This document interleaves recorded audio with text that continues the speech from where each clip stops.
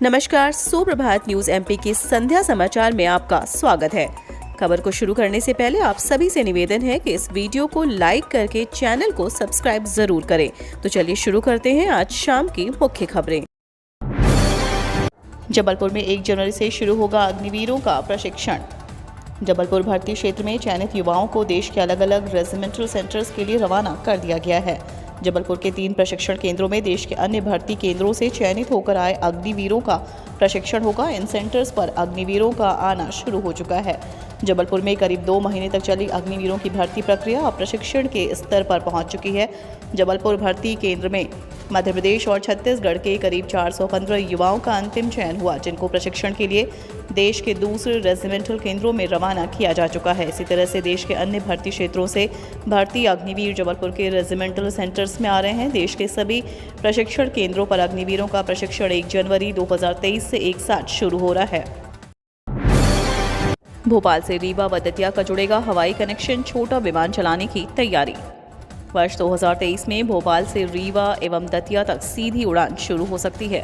भारत सरकार ने हाल ही में रीजनल कनेक्टिविटी को बढ़ावा देने के लिए उड़ान योजना शुरू की है। इसी के तहत दोनों शहरों को भोपाल से जोड़ने का प्रस्ताव है।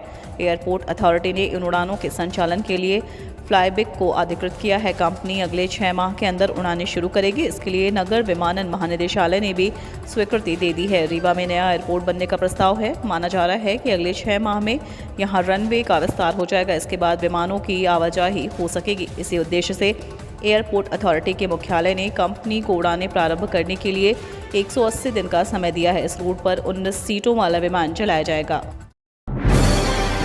शिवराज सरकार का तोहफा, 343 सीएचओ के पदस्थापना आदेश जारी।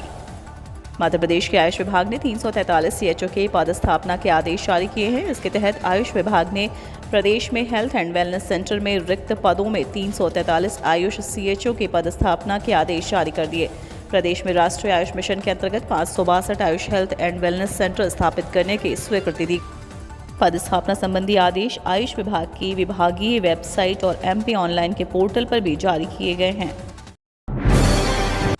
नितिन गडकरी का ऐलान, टोल टैक्स के नियमों में होगा बदलाव। पिछले कुछ समय से केंद्रीय परिवहन मंत्री नितिन गडकरी का वीडियो तेजी से वायरल हो रहा है। लोकसभा में बोलते हुए गडकरी ने कहा कि देश में जल्द 26 ग्रीन एक्सप्रेसवे बनाए जाएंगे। उन्होंने बताया कि टोल टैक्स के लिए भी नियम जारी किए जाएंगे। केंद्रीय मंत्री के वायरल हो रहे वीडियो में हाईवे पर सफर से जुड़े बदलावों के बारे में जानकारी दी गई।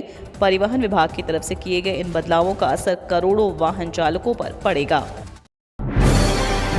प्रवासी भारतीय सम्मेलन में आ रहे प्रधानमंत्री दे सकते हैं वंदे भारत ट्रेन की सौगात। जनवरी में इंदौर में होने जा रहे प्रवासी भारतीय सम्मेलन में शामिल होने आ रहे प्रधानमंत्री नरेंद्र मोदी शहरवासियों को भारत की सबसे तेज ट्रेन वंदे भारत एक्सप्रेस की सौगात दे सकते हैं।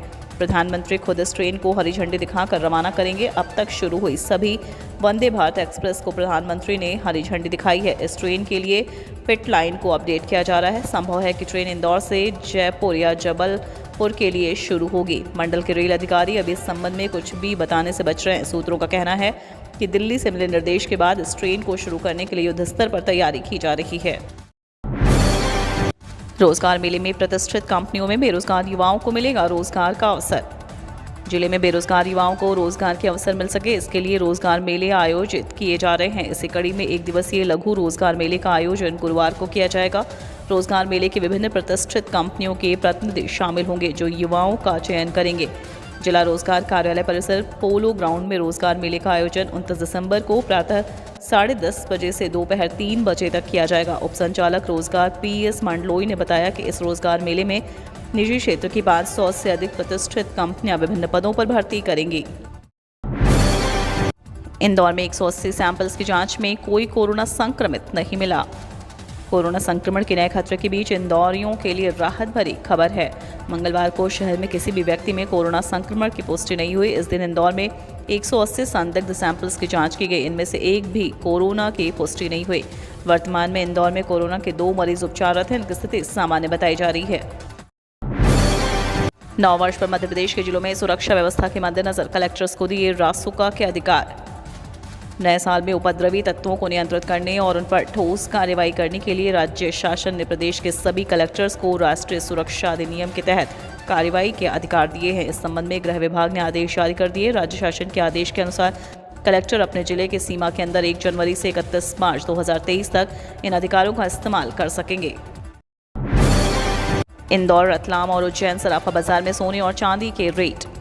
डॉलर की तुलना में रुपए कमजोर होने के कारण सोने और चांदी की आयात लागत ऊंची बैठ रही है। वहीं विदेशों में निवेशकों का रुझान बराबर बना हुआ है, जिसके चलते वायदा मार्केट में सटोरियों की सक्रियता कॉमेक्स पर सोने और चांदी की कीमतों में एक तरफ बढ़ता देखने को मिल रहा है। कॉमेक्स पर सोना $8 उछलकर $1,806 प्रति औंस और चांदी 49 सेंट बढ़कर $24.22 प्रति औंस पर कारोबार करती देखी गई।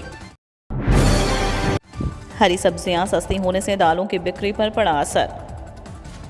हरी सब्जियों की आवक मंडियों में खूब होने के साथ साथ दाम काफ़ी कम होने से दालों में ग्राहक की बेहद कमज़ोर बनी हुई है, जबकि मिलों के पास दालों का भरपूर स्टॉक बताया जा रहा है। इसके चलते मिलें आवश्यकता पूर्ति के लिए दलहन की खरीदें कर रही हैं। इससे ज़्यादातर दलहन के दामों में फिलहाल तेज़ी की स्थिति नहीं बन पा रही है। इधर वैवाहिक सीजन नहीं होने से चने से बने उत्पादों में कामकाज बेहद कमज़ोर है। ऊंचे दामों पर चना कांटे में मिलों की लेवाली कमज़ोर रहने और आवक अच्छी होने के कारण भाव में गिरावट रही।